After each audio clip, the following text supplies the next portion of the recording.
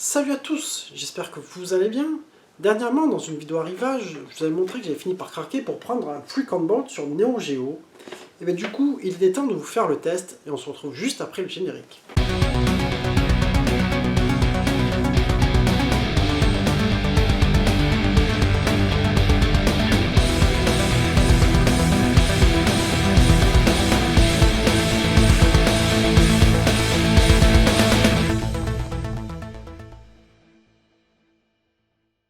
Alors, Freak on Board, c'est le nom qu'il a eu aux États-Unis. Au Japon, il s'appelle Fire Suplex. D'ailleurs, c'est pas pour taquiner les potos qui sont fans de jaquettes américaines, mais là je suis désolé de vous le dire, mais la jaquette japonaise de ce jeu, je la trouve quand même bien plus sympa que celle-ci en américain, avec une espèce de photo, tu vois, qui fait un petit peu années 80 périmé, enfin je sais pas comment dire ça, tu vois, je trouve que l'autre est plus dynamique et plus sympa, enfin vous me direz ce que vous en pensez. Alors un jeu qui est sorti en 93, donc le 25 mars 93 sur MVS, autrement dit le système d'arcade de la Neo Geo, et est sorti un mois plus tard, le 23 avril sur l'AES, et puis 2 ans plus tard, en avril 95, il débarque aussi sur Neo CD. En même temps, il ne pourrait pas arriver avant, puisque la Neo CD est sortie en 94. Du coup, un jeu de catch, je vais faire une petite parenthèse, parce que ça m'a fait revenir à des vieux souvenirs. C'est qu'à l'époque où j'avais eu ma NES, ma Nintendo NES, la 8 bits, la fameuse première Nintendo qu'on a tous eu, j'avais cette époque où j'avais kiffé le catch, notamment grâce à Hulk Hogan aussi, qui avait fait beaucoup médiatiser ce sport. Et j'avais eu un jeu qui s'appelait Tecmo World Wrestling. Pardonnez-moi pour la prononciation, j'ai jamais été très bon en anglais pour ça. Et ce jeu-là, je l'avais bloqué comme un malade, j'avais vraiment kiffé. Et du coup, je me suis fait la remarque en me disant, mais c'est fou parce que dès qu'on a eu les Street Fighter 2, tous ces versus fighting là qui sont arrivés, les Fatal Fury, etc., pour moi, le jeu de catch, alors, j'en avais plus rien à cirer, quoi. C'est un truc de dingue. Pour moi, c'était une autre époque, c'était périmé, tu vois. Je sais pas comment dire ça, mais pour moi, c'était obsolète, voilà, c'est ça. Et du coup, bon, ben, on a dû passer à côté de quelques bons jeux.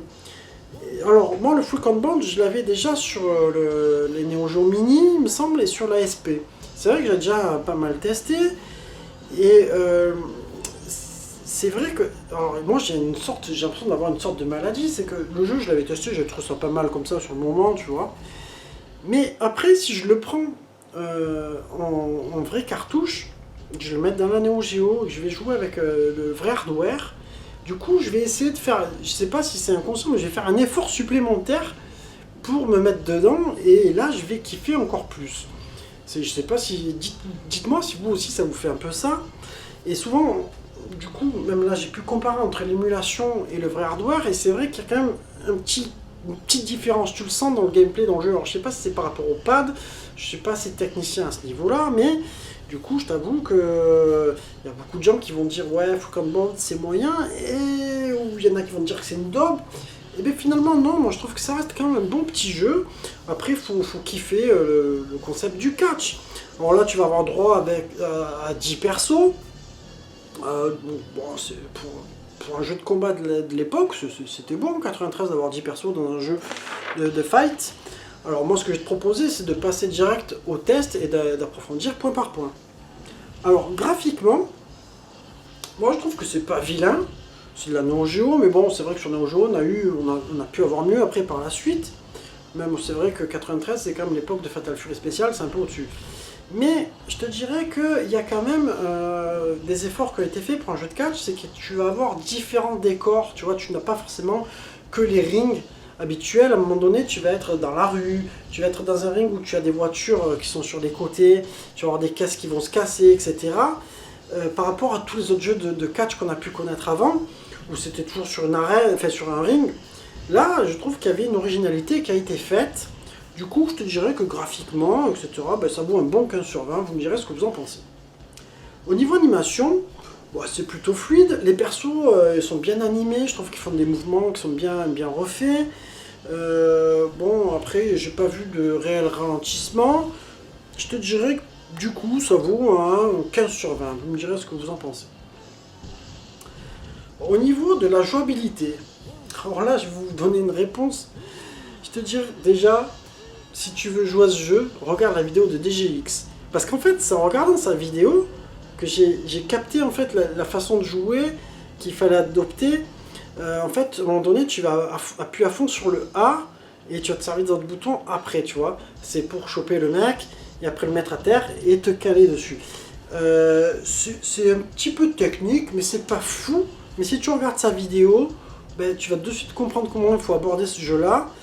Et moi, c'est ce qui fait que j'ai commencé à kiffer ce jeu grâce à sa vidéo. Merci à toi, DGX. Du coup, je dirais qu'en jouabilité, ça mérite un 15 sur 20. Au niveau mix sonore, alors au niveau des bruitages, c'est plutôt très correct. Au niveau des musiques, elles sont très entraînantes. Moi, je trouve que ça va bien dans l'ambiance. Tu es plongé dans le match de catch. Pour moi, c'est réussi. Je dirais que ça mérite un 16 sur 20. Au niveau durée de vie, alors moi, sur la Neo Geo, je joue sans carte mémoire, donc j'ai que mes 4 crédits. J'ai essayé de jouer en mode, je crois que c'est rookie, facile, je sais plus s'ils n'ont pas changé les noms, tu vois. Mais en gros, en easy, tu vois. Et bien en easy, je suis arrivé, alors c'est ça, où je crois que c'est dans ce jeu-là, où j'ai eu un truc de dingue d'ailleurs. C'est qu'en easy, j'ai bloqué au level 2, enfin au deuxième combat, je me suis fait rétamer à chaque fois. Et du coup, j'ai recommencé en normal. Et en normal, je suis arrivé au stage 3, tu vois. Mais c'est un jeu quand même qu'il va falloir dompter, tu vois. C'est pas, tu vas pas le finir très vite. Il va falloir t'investir et t'envoyer dedans. Du coup, je te dirais que c'est plutôt sympa. Il te donne du fil à retordre, donc tu vas avoir envie d'y jouer un peu plus. Et surtout, après, si tu peux jouer à 2 avec un pote, tu peux te régaler. Donc, je te dirais que niveau durée de vie, ça peut être un bon 16 sur 20. Et du coup, en verdict, ben moi, je vais arriver sur une note moyenne de 15 sur 20. Pour moi, c'est un jeu de catch qui est plutôt très sympathique, tu vois, qui aurait mérité de peut-être plus fonctionner. Je sais pas trop ses chiffres de vente, mais j'imagine qu'à l'époque, ben, tu avais les Fatal Fury spéciales, tu avais les Art of Fighting, KOF, il allait arriver dans pas longtemps. Donc je pense que c'est un jeu qui a été aussi beaucoup dans l'ombre du versus fighting, que ce soit en arcade et sur console. Et aussi, comme je te disais, il y avait un effet de mode, du coup je pense qu'il a un peu moins bien marché.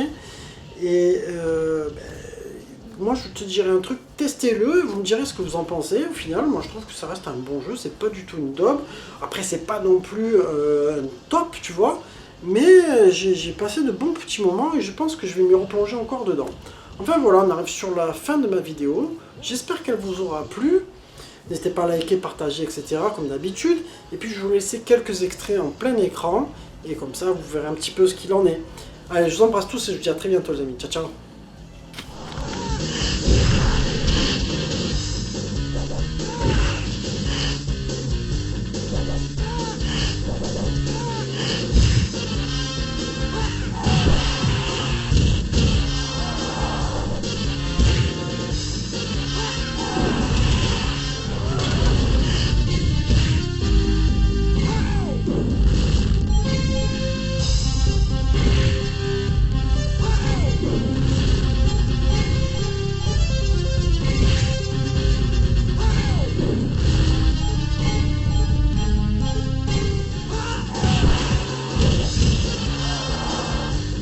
Give up?